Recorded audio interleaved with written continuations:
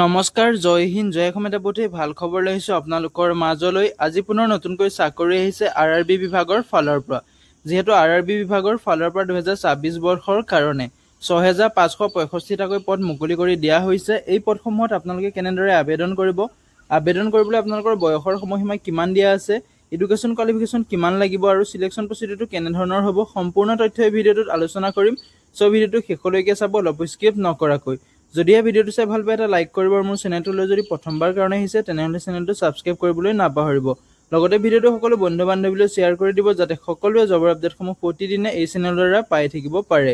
লগতে ভিডিঅ' ডেছক্ৰিপশ্যনত মই WhatsApp channel আৰু টেলিগ্ৰাম চেনেলৰ লিংক দিছোঁ, তাতো গৈ আপোনালোকে হোৱাটছআপ চেনেল আৰু টেলিগ্ৰাম চেনেল ফ'ল' কৰি ল'ব যাতে প্ৰতিদিনে জবৰ আপডেটসমূহ সকলোতকৈ আগতীয়াকৈ পাই থাকিব পাৰে।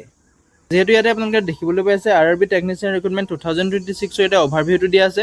ভেকেঞ্চিটো আহিছে ৰেলৱে ইউনিভাৰ্চিটি 2026 ফালৰ পৰা। এতিয়া অৰ্গেনাইজেশ্যনটোৰ নেম হৈছে ৰেলৱে ৰিক্ৰুটমেণ্ট বৰ্ড, যিটো RRB বুলি কোৱা হয়। পোষ্ট নেমটো হৈছে টেকনিচিয়ানৰ পদ মুকলি কৰি দিয়া হৈছে।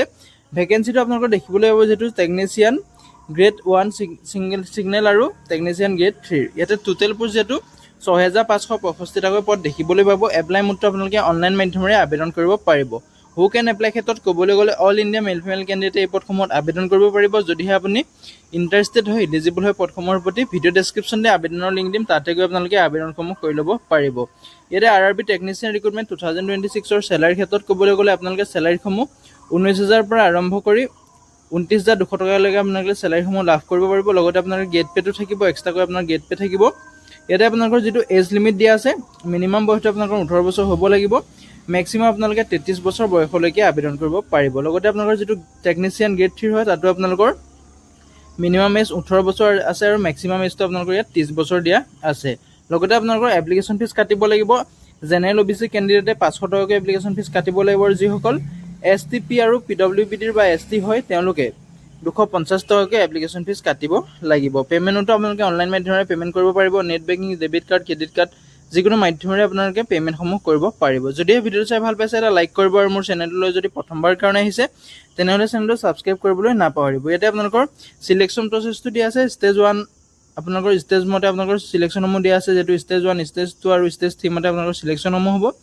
ষ্টেজ 1ত আপোনালোকৰ কম্পিউটাৰ বেছড টেষ্ট হ'ব। তাতে আপোনালোকৰ অবজেক্টিভ টাইপ কুৱেশ্যন থাকিব। ইয়াতে আপোনালোকৰ general knowledge, general intelligence and reasoning, general science আৰু জেনেৰেল এৱাৰনেছ, মেথছৰ আপোনালোকৰ ইয়াতে কম্পিউটাৰ বেছড এটা টেষ্ট পতা হ'ব। তাৰপিছতে আপোনালোকৰ ডকুমেণ্ট ভেৰিফিকেশ্যন কৰিব, যিটো আপোনালোকৰ যিসমূহ এপ্লাই কৰোঁতে আপোনালোকৰ ডকুমেণ্ট ছাবমিট কৰে সেই ডকুমেণ্টসমূহ আপোনালোকৰ ভেৰিফিকেশ্যন কৰা হ'ব।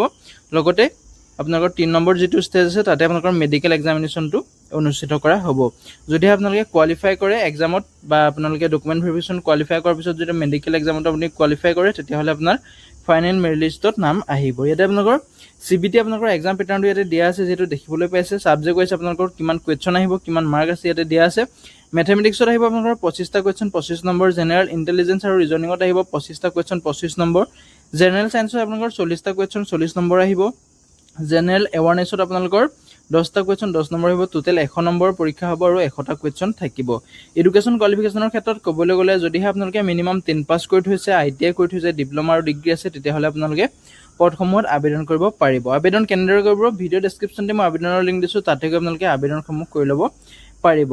ইয়াতে আপোনালোকৰ যদিহে আপোনালোকে আবেদন কৰিব বিচাৰে, ভিডিঅ' ডেছক্ৰিপশ্যনতে মই আবেদনৰ লিংক দিছোঁ, তাতে ক্লিক কৰি আপোনালোকে নটিফিকেশ্যন চেক আউট কৰি আবেদনসমূহ কৰি ল'ব পাৰিব।